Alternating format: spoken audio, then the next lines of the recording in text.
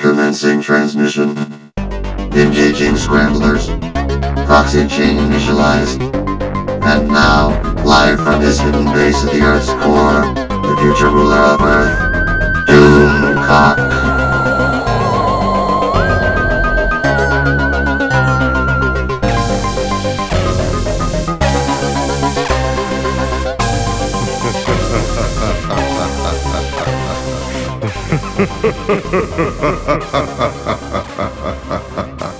Greetings, my friends. People have asked me constantly over the course of this past year, when are you going to review Cobra Kai?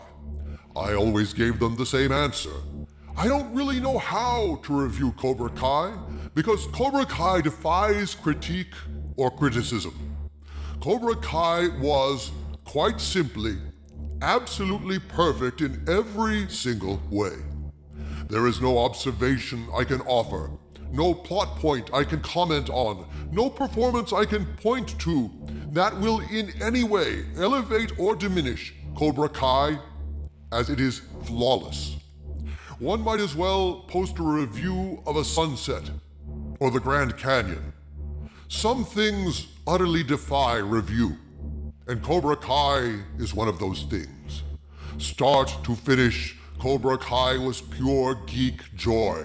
Not only a worthy sequel to the Karate Kid franchise, but a seamless continuation that rose above the original source material created by people who were there from the start. People whose knowledge of and reverence for the Karate Kid combined in a narrative alchemy that made Cobra Kai one of my favorite television shows of all time. So, in light of that, do I have anything at all to contribute to Cobra Kai? Is it really at all worthwhile to make a video where I do nothing except go on and on about how great it is? A video where I say things like, hey, remember that moment in the car when REO Speedwagon comes on the radio and Daniel starts nodding to it and Johnny says, you're into the Speedwagon? And Daniel says, hell yes, who isn't? And then we both see them rocking out to REO Speedwagon? God, that was awesome. Is it okay to make a video just saying stuff like that? Pointing out my favorite moments in a season that was nothing but favorite moments? Apparently it is, as my fans have repeatedly listened to this explanation and asked me to do it anyway. And so, on the eve of the premiere of Season 2 of Cobra Kai, here it is, my Cobra Kai Season 1 review, which is really nothing but a love letter in a not very convincing disguise. What is so great about Cobra Kai Season 1? Jesus, what is it great about it?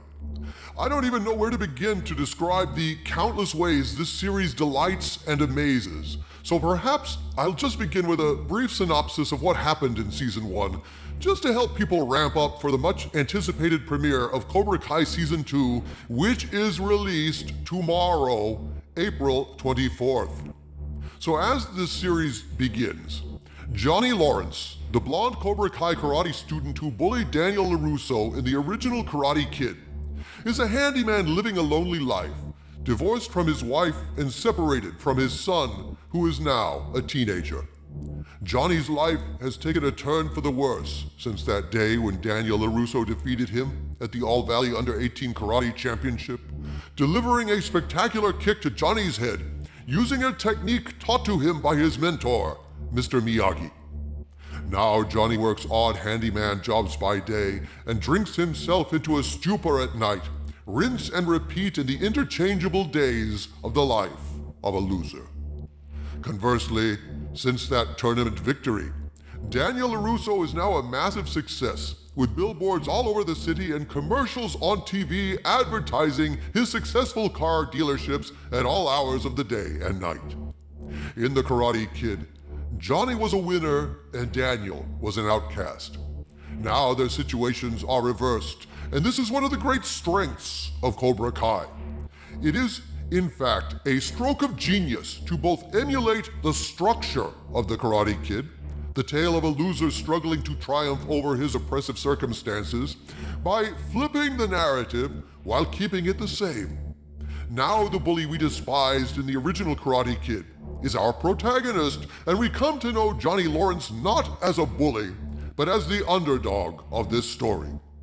I hated this kid when I saw him in Karate Kid, despised the son of a bitch.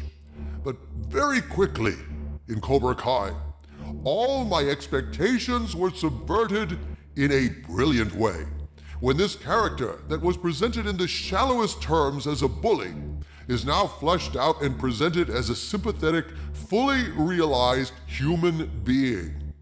But here's the best part, people. They make us sympathize with Johnny Lawrence without changing his character. There is no canon perversion in Cobra Kai. Johnny Lawrence is not presented as a misunderstood good guy with a secret heart of gold. Johnny Lawrence is presented as the same asshole he was in high school, but we come to like him because we are allowed to see Johnny in all his complexity, in all his dimensions, as a complete human being. Where other shows would cheat on this point, where they would pander like in Star Trek Discovery, where we are told that Mikey Spock is the bestest ever, without ever seeing any evidence of her greatness whatsoever. Or other shows who would retcon the character's personality to soften a character like Johnny, to say that he's mellowed since we last saw him, that he's found God, or some other convenient cheat for lazy writers. No. Johnny is still the same asshole we saw before, with the same attitudes, the same resentful demeanor, the same bad boy vibe, and yet very quickly I was loving this guy despite his flaws and actually pulling for him to succeed where once I despised him. Why? The richness of the writing. The writers of Cobra Kai not only respect the franchise and respect the characters, they respect us. They respect the audience, the fans of Cobra Kai, the fans of the Karate Kid. These writers accept the challenge of this series head on. Can we possibly present the villain of the Karate Kid and, without altering the character, feature him as a protagonist? They do not cheat, they do not retcon, they do not pander to our expectations, nor do they subvert them. What they do is not pervert the character of Johnny Lawrence, they deepen it. Very quickly, we come to realize that we never really knew Johnny at all. We observed him from afar, saw the worst of him, and identifying with Daniel, disliked and resented him. But Cobra Kai, in the best tradition of dramaturgy, shows instead of tells, allowing us to walk a few miles in Johnny's shoes. We come to see that as a kid, when his father died, his mother remarried a man who cared nothing for him. Young Johnny was drifting, bullied himself, and thus he fell under the spell of a substitute father, under the spell of Kreese, the sensei of Cobra Kai, a ruthless war veteran who instills his own ruthlessness into the impressionable Johnny. It is this Johnny we were originally presented with in Cobra Kai, without explanation. But now that we know more, Johnny Lawrence is revealed to be an incredibly compelling and sympathetic character without watering him down or compromising him in any way. Johnny Lawrence is still a dickweed, but by God, he's our dickweed. We see Johnny's soul for who he is. This is a man who is still trying.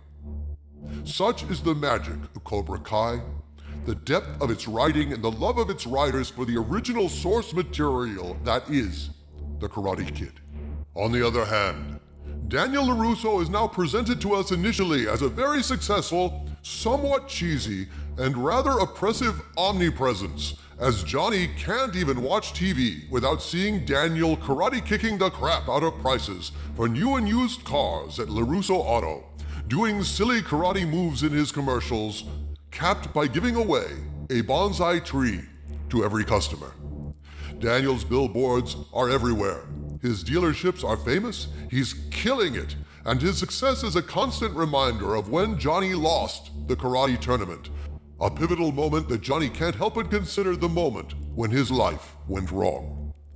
So you could say, in the early episodes of Cobra Kai, that completing the role reversal, now Daniel is the antagonist. The mere fact of his omnipresence a form of bullying to the downtrodden underdog Johnny Lawrence, and Johnny is the hero of Cobra Kai to Daniel's villainy.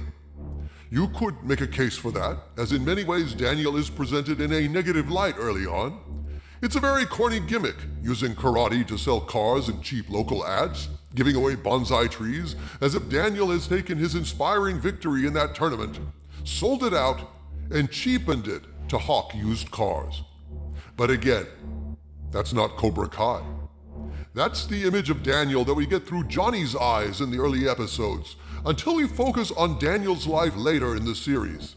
And once that happens, Cobra Kai reveals itself to be a richly layered, nuanced study of two equally worthy men who find themselves set at odds by fate. Is Daniel a little cheesy and corny? Yes, he is. Daniel is very successful and has cultivated that kind of slick car salesman attitude you find amongst self-satisfied country club members. Daniel Larusso is a glad-hander, a well-respected member of the community with all the smugness that implies. Yes, Daniel still tends to the bonsai trees he gives away with reverence, and yes, Daniel can still throw a mean kick. And yet, his home dojo is now used as a storage room full of boxes and furniture. And those bonsai trees, given away to every customer, how many of those trees will die from neglect or ignorance? Isn't that fundamentally a betrayal of the reverence associated with the bonsai tree, simply for commercial gain?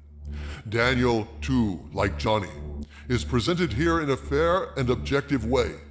His flaws are not glossed over, but as the series continues, we are shown depths inside Daniel-san. While the lure of success has drawn him away from the lessons of his mentor and sensei, Mr. Miyagi, Daniel has not forgotten them entirely.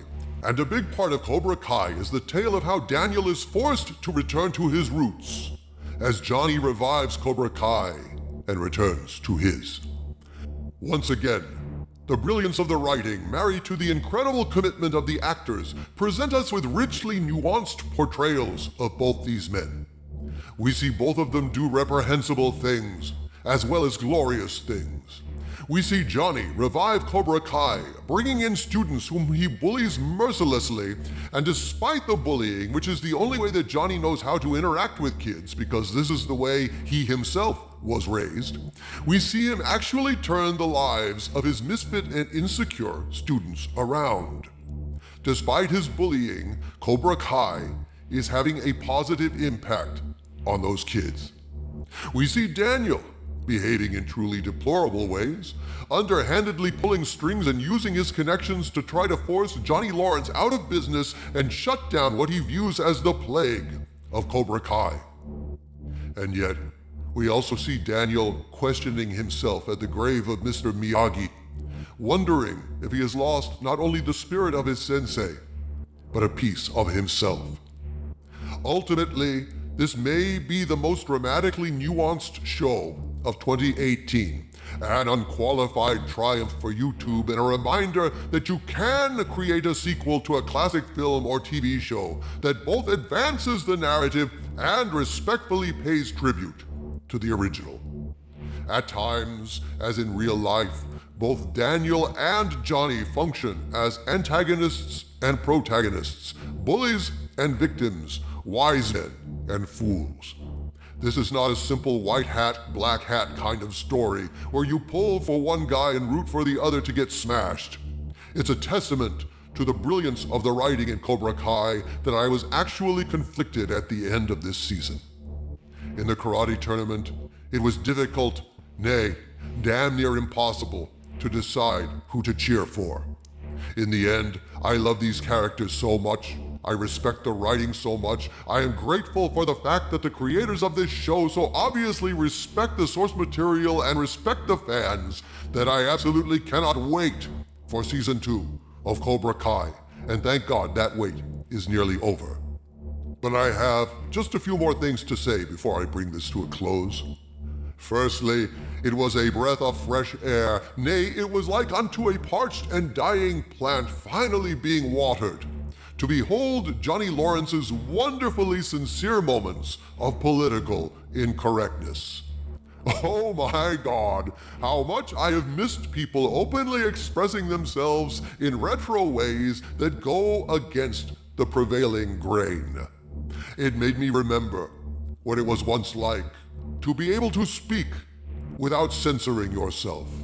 I love the sound of Johnny Lawrence in the cinematic morning. It sounds like freedom. Johnny is not only unapologetically insensitive in bold retro style, he is also absolutely unaware that anything he's saying is frowned upon. His honest comments, some so brutal, especially when directed towards his students that they made me flinch, were a rich source of belly laughs. I mean the kind of laughs that come from deep inside you, knock the bullshit out of the way, and add years to your life. That's how wonderful Cobra Kai was. And Daniel, even showing how petty and manipulative adult car salesman Daniel can be at times, I must say that this show made me rediscover why I loved this kid once upon a time. Despite all his success, Daniel remains at heart a warm and deeply spiritual man who has lost his way over the years, confronted by the pressures of family and success. The moment when Daniel clears out his dojo, begins training his new student, and places his picture of Mr. Miyagi with reverence in a place of prominence yet again, was deeply moving to me.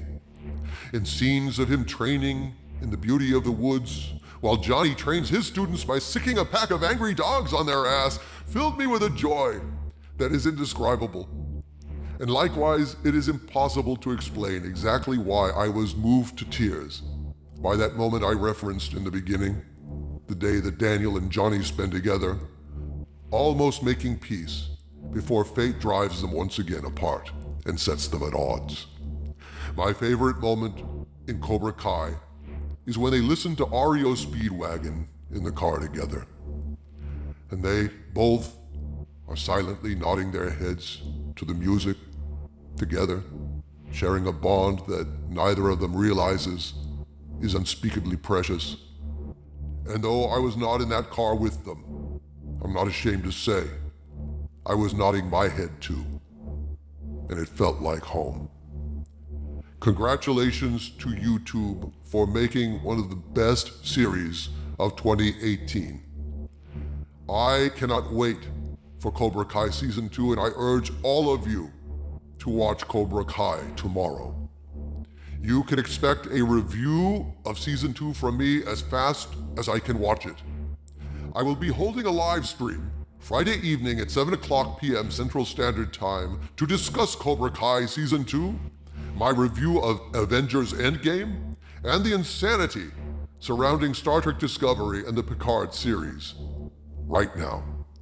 I hope that you will join me for this one. It's going to be epic. From the center of the earth, this is Dictor Van Doomcock bidding you all, my friends, stay angry.